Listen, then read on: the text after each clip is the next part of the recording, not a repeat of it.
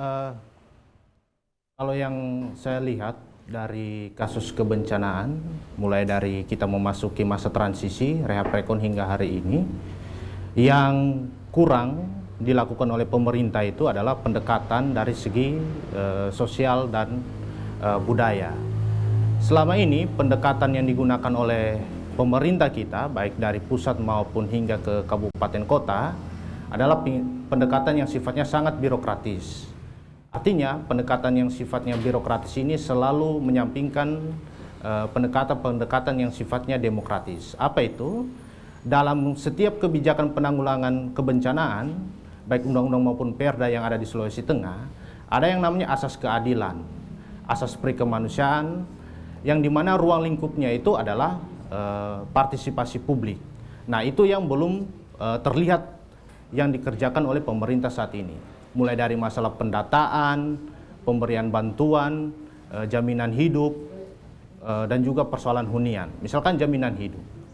Apa makna dari jaminan hidup? Jaminan hidup ini kan memberikan mereka semacam stimulus ya, untuk penyintas yang pada saat 28 September kemarin itu kehilangan harta benda, kehilangan pekerjaan dan lain sebagainya. Bahkan tidak sedikit dari mereka itu yang selamat tinggal menggunakan pakaian di badan sebagai harta terakhir. Nah, lewat jaminan hidup ini kan mereka bisa gunakan untuk mencari pekerjaan, membuka modal usaha dan lain sebagainya, untuk tabungan dan lain sebagainya.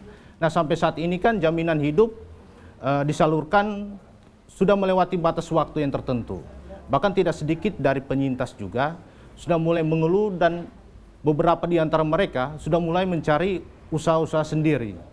Nah, beberapa huntar yang saya temui, baik di huntar terminal Mamboro dan lain sebagainya, itu ada mereka yang sudah membuka perkebunan, bahkan menjual kembali bantuan yang mereka dapatkan dari masa tanggap darurat kemarin untuk mereka pakai bertahan hidup. Artinya, kita tidak boleh lalai atau pemerintah tidak boleh lalai dalam memenuhi hak-hak penyintas dan sebagainya. Pak Richard, artinya dengan statement Anda ini mengatakan bahwa memang pemerintah lalai begitu atau gagap? Iya, dari sepanjang yang saya amati memang seperti itu. Karena yang paling utama dalam mengimplementasikan kebijakan penanggulangan bencana itu adalah mengikuti asas-asas kebijakan yang tertentu. Oke. Misalkan tadi yang saya sebutkan ada asas keadilan, asas kemanusiaan, ketetapan hukum, dan lain sebagainya. Nah, itu yang tidak ada sampai saat ini. Bahkan saya bisa kasih satu contoh, saya punya kesempatan dengan beberapa kawan-kawan penyintas mendatangi kantor Dinsos untuk mempertanyakan manajemen pendataan jaminan hidup tahun lalu. Pak Richard, Dinsos apa Pak? Provinsi, kota? Kota. Oke, dan ketemu dengan siapa Pak?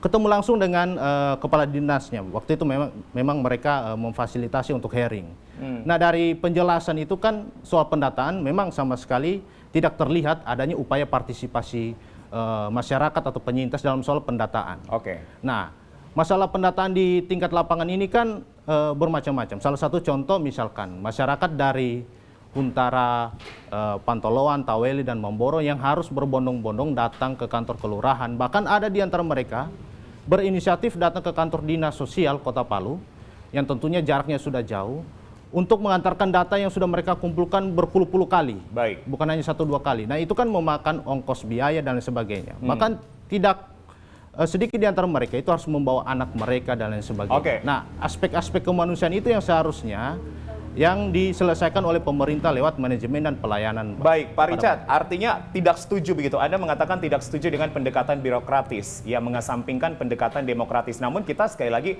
tetap mengacu kepada by name by address. Artinya data pun juga ini kan Pak harusnya menjadi responsibility dari dinas terkait begitu Pak. Ya, birokrasi tetap harus berjalan sesuai dengan juknis. Karena BPBD bahkan kemudian juga pihak lain pun juga mengacu kepada BNPB begitu Pak. Apa yang kemudian menjadi respon Bapak ketika data ya terus diminta saja begitu Pak? Ya, tentunya kedua nilai baik demokratis dan birokratis itu kan harus seimbang misalkan ya toh. Pak Richard melihat tidak seimbang. Tidak ada keseimbangan. Justru yang dipraktekkan adalah penyintas itu selalu dipersulikan dalam memenuhi hak-haknya. Oke. Tadi sudah dijelaskan oleh Pak Kasmudin. Sebenarnya kan mereka juga bukan berarti menolak huntap, tidak mau hunian.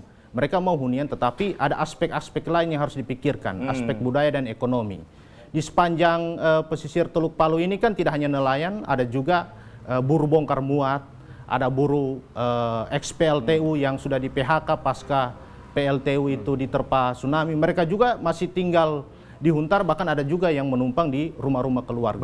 Baik. Pak Richard, saya ke Pak Kasmudin dulu karena waktu Pak Kasmudin bersama kami di segmen 1 ini akan segera berakhir, nanti akan digantikan dengan penyintas dari Kabupaten Donggala gitu. Pak Kasmudin, melihat dan mendengarkan apa yang menjadi statement dari Mas Freddy Sultan Bergerak, kemudian Pak Richard akademisi, Anda sendiri pun juga menyetujui bahwa ada asas ketidakseimbangan dan tidak transparansi data yang kemudian disampaikan oleh otoritas kepada warga Empanau, Taweli, begitu Pak? Ya, saya rasa begitu. Sampai saat ini menjelang 2 tahun. Pak Kasmudin boleh dibantu dengan mikrofonnya lebih didekatkan, Iya, Pak? karena sampai saat ini menjelang 2 tahun bencana, misalnya apa yang dilakukan ini seperti belum kelihatan, Pak. Seperti Huntap di Tondo saja, misalnya yang kami memilih itu baru 1 yang pindah. Apalagi yang tidak memilih ke sana, yang memilih mandiri, apalagi yang terakhir, Pak, yang tidak memilih mandiri tapi tidak punya lahan. Jadi harapan kami ke depan ini agar pemerintah kota konsisten dengan apa yang disampaikan ke warga di pertemuan di kota. Oke. Dan terakhir kemarin saya menegaskan di DPR, di hearing DPR ke Pak Kepala BPD bahwa bagaimana progres kami yang tidak memilih Huntap di Tondo, bahwa disampaikan akan ada pembebasan lahan. Artinya dari itu kami menunggu dan berharap bahwa itu akan direalisasikan. Pak Kasmudin, kapan kemudian ada janji-janji pembebasan lahan, Pak, untuk warga yang tidak ingin berpindah begitu ke Huntap Tondo, Pak? Adakah janji yang sudah diberikan? Iya, sampai saat ini belum, Pak. Tapi yang hanya disampaikan dalam pertemuan-pertemuan yang kami lakukan. Jadi belum ada janji kapan begitu tenggang waktunya, Pak Kasmudin? Belum. Yang punya lahan sudah mulai berjalan prosesnya, tetapi yang tidak punya lahan ini ya kita tidak tahu. Pengawalan dari Bapak bersama warga sendiri sejauh ini seperti apa begitu, Pak? Iya, kami tetap akan melakukan, cuma persoalan saat ini terbentur dengan COVID ini, Pak. Sehingga kami masih istilahnya menunggu. Kalaupun tahun ini tidak ada penganggaran untuk itu, warga kami yang tidak punya lahan siap 1, 2 maupun 5 tahun ke depan siap untuk itu, Pak. Siap untuk apa, Pak? Menunggu untuk pembebasan Artinya lahan. kalau sampai 5 tahun masih tinggal di Huntara, Bapak pun masih siap, Pak? Iya. Karena kami tetap di sana, Pak. Kelayakan dari Huntara Pacuan Kuda Tawil itu sebenarnya seperti apa sih, Pak, kondisinya? Apakah ini masih dikategorikan layak untuk ditinggali begitu, Pak? Iya, sampai saat ini ya masih layak, tinggal masih layak. ya. Oke. Pak Kasmudin, itu kita bicara Huntap. Kalau kita bicara tentang dana, Pak, kebencanaan, bagaimana kemudian Pak Kasmudin melihat penyaluran dana, baik itu stimulan, santunan duka, jadub, apakah itu sudah dibagikan secara merata dan komprehensif begitu, Pak? Ya, berbicara khusus di Huntara saya, Pak, ya alhamdulillah untuk jadub mungkin 98% sudah tersalurkan.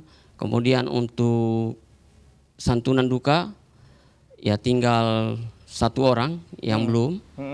Ya mungkin nasibnya kurang bagus barangkali. Karena saya dengar tadi sudah diblokir. Kemudian mengenai stimulan ya sudah berproses sekarang ini. Dan yang menjadi pertanyaan kami dan mungkin keirian kami barangkali kalau boleh dikatakan, kok yang rumahnya masih bisa ditempati, didahulukan, sementara yang kami yang tidak punya rumah sama sekali atau tanpa bekas, rumah kami ini masih dibiarkan tanpa kepastian. Baik, jadi ada rumah yang harusnya layak begitu, Pak, didahulukan penyaluran bantuannya, Pak? Iya, artinya layak dalam artinya bahwa dia kategori misalnya ringan, tentu itu kan masih ditempati. Tetapi ini sudah didahulukan. Sementara yang kami kehilangan sama sekali ini, kepastian untuk itu belum jelas sampai saat ini. Oke, Pak Kasmudin tadi menyampaikan bahwa sudah pernah ada pertemuan begitu, Pak, dengan pejabat dan pada saat itu diwakili oleh Sekot. Adakah pertemuan-pertemuan lain, Pak, yang kemudian juga bisa memberikan kabar bahagia begitu kepada Pak Kasmudin dan warga Empanau yang sudah pernah dilakukan? Terakhir itu di DPR. DPRD Kota, Pak? Iya, di DPR Kota. Kebetulan DPR Kota mengundang hearing. Kebetulan saya dengan teman-teman diundang. Nah, pada kesempatan itu saya mencoba menanyakan progres dari pertemuan di Wali Kota kemarin.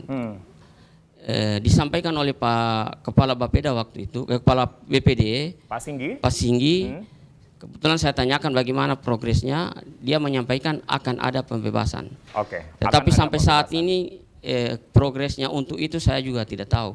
Baik. Malah beredar kabar-kabar bahwa tahun ini tidak ada pembebasan lahan. Oke. Baik. Pak Kasmudin akan menanti walaupun 5 tahun ketika Iya, masalah ini belum warga menjadi. siap menanti karena mereka tetap ingin bertahan di Panau Hmm. karena di sana mereka hidup. Karena sekali lagi dekat dengan lokasi Iya. mata pencarian yaitu sebagai nelayan banyak Iya. ya begitu Pak ya. Iya, iya. Oke. Mas Freddy, pertemuan sudah sering dilakukan Mas. Saya tidak ingin lebih subjektif begitu, tapi lebih objektif saja. Artinya banyak pejabat mungkin yang hadir. Kemudian juga kedua pertemuan hearing bersama DPRD Kota Palu Mas. Tapi belum membuahkan hasil. Bahkan Pak Kasmudin menyatakan bahwa oke lah nggak apa-apa 5 tahun nanti. Kemudian ada jawaban yang pasti begitu. Tanggapan Mas Freddy dari Sultan Berak.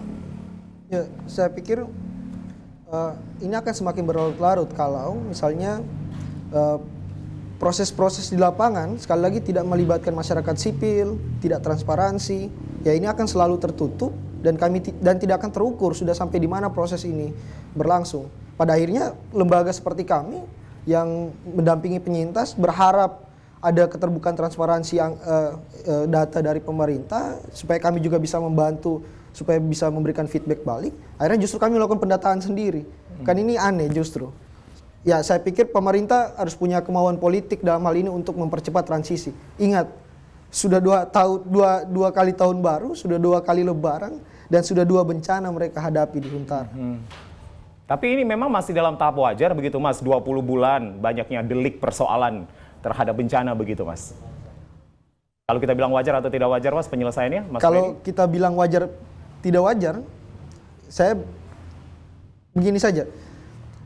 Di kondisi saat ini, misalnya, kalau Pak Kasmudin bilang tadi mereka siap bertahan 5 bulan, iya, itu bisa. 5 tahun Mas, saya ralat. 5 tahun, iya itu bisa. Karena mereka pakai lahan dari desa, lapangan sepak bola. Bagaimana dengan Huntara yang lain? Kalau kita sama-sama misalnya ke Huntara yang ada di Ponegoro, Huntara Mercy, itu Huntara yang sangat memprihatinkan menurut saya. Bayangkan tinggi Huntara itu dari tanah hanya 1 meter. Lalu mau bertahan berapa tahun orang di situ dengan kondisi seperti itu. Bahkan untuk kita bilang sehat, itu sangat jauh dari kualitas. Artinya data yang didapatkan dari Sultan Berak, setiap Huntara memiliki karakter yang berbeda. Karakter yang berbeda dan konflik yang berbeda juga yang kami temukan. Baik, Pak Richard, apakah setiap pertemuan yang harusnya dihadirkan atau diinisiasi oleh pemerintah itu pun sebenarnya harus melibatkan banyak pihak begitu Pak, sehingga ada titik temu yang sebenarnya kesepakatannya apa begitu, dealingnya apa begitu Pak? Iya, beberapa waktu lalu kan sudah dibuatkan, pemerintah sudah buat pansus. Ada pansus Pasigala. Itu di awal Januari, Februari Pak, kita dengar berita itu juga. Lalu ada pansus Reaprekon yang mau dibuat tapi terkendala wabah corona. Nah seharusnya jika pansus ini sudah memfasilitasi pertemuan, diskusi dan sebagainya, tentu Pak Kasmudin dan kawan-kawan tidak harus lagi menunggu 5 tahun. Bahkan sebulan saja mereka sudah mendapatkan jawaban dan memperoleh hak-hak mereka sebagai penyintas. Itu kalau memang pemerintah mau bekerja dan mau mensejahterakan masyarakat atau penyintas yang ada di Kota Palu. Nah, kalau seandainya sampai 5 tahun Pak Kasmudin baru mendapatkan apa yang menjadi hak-hak mereka, itu justru merupakan satu kegagalan dari pelayanan publik yang dilakukan oleh pemerintah. Gitu maksud saya. Jadi harusnya melibatkan banyak pihak, lebih transparansi lagi datanya, dan marilah bersama-sama duduk. Dan sejauh ini belum dilakukan sama sekali menurut Pak Richard. Ya. Belum Artinya dilakukan sama sekali. dialog pasti ada, tetapi realisasinya di lapangan hanya sebatas dialog itu. Baik, hanya sebatas dialog. Saya akan mengelaborasi sebatas dialog apa bersama Pak Richard dan juga Mas Freddy. Saya terakhir sebelum kita akan jeda akan menghadirkan narasumber penyintas dari Kabupaten Donggala. Pak Kasmudin tegaskan kepada kami begitu dan juga kepada di dalam dialog publik kami pada sore hari ini, pada malam hari ini Pak, keinginan yang paling diinginkan oleh Pak Kasmudin bersama warga di Panau itu seperti apa Pak? Iya, keinginan kami penuhilah janji-janji yang dilakukan waktu pertemuan-pertemuan secara resmi. Boleh Baik kita jabarkan satu persatu Pak. Yang pertama, apa yang Pak Kasmudin inginkan bersama warga? Huntap? Iya, pertama huntap mandiri, baik yang lahan sendiri maupun lahan yang dibebaskan oleh pemerintah kota. Selain Huntap, Pak Kasmudin? Ya, saya pikir itu yang mendasar. Baik, Huntap yang menjadi prioritas utama. Terima kasih Pak Kasmudin. Kita nanti akan bertemu lagi bersama Dialog Pak, dan kami akan terus mengupdate apakah Huntap kemudian juga nanti akan sesuai dengan janji-janji pemerintah yang akan diberikan kepada Bapak bersama warga. Salam untuk warga Empanau, Pak Kasmudin yang ada di Taweli. Sehat selalu Pak di tengah pandemi ini Pak. Tetap jaga kesehatan begitu Pak dengan menerapkan protokol kesehatan yang ketat. Terima kasih Pak Kasmudin. Dan pemirsa, nantinya di selanjutnya kita akan break dulu. Selepas break kami akan menghadirkan penyintas dari Kabupaten Nunggal akan bergabung bersama kami. Tetap bersama kami di Dialog Publik.